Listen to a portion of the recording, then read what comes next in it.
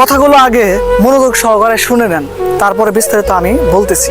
আমি এখন ওপেনলি বলতেছি, আমি এখন একটু ওইখানে যাবো, 10টা আমি সময় দিব। যে মোবাইল নিয়ে আমার মানে মোবাইল টোবাইল ভিডিও নিয়ে একদম আমার না ও হলো খানকুলা সৌর বাচ্চা। তিনি কিছুদিন আগে জামালপুরে গিয়েছিল কোন একটা কারণে, তো সেখানে যাওয়ার পরে তার যে দর্শক আছে এই পরিমাণ তাকে জ্বালাতন দিয়েছিল।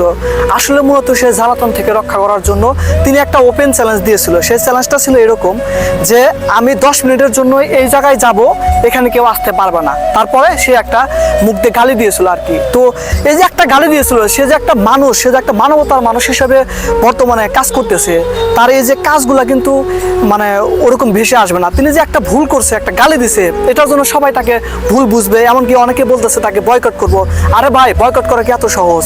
বাংলাদেশে মানে থরসব বিল্লাল এমন একটা জায়গা বা পজিশন স্থান দখল করে নিয়েছে, আসলে তার মতো নেক্সট কোন স্টার এই পৃথিবীতে আসবে কিনা সন্দেহ। তাই আমরা সবাই কখনো কোনোভাবেই থরসব বিল্লালকে বয়কট করব না, বরং তাকে আরো বেশি বেশি ভালোবাসা দেব।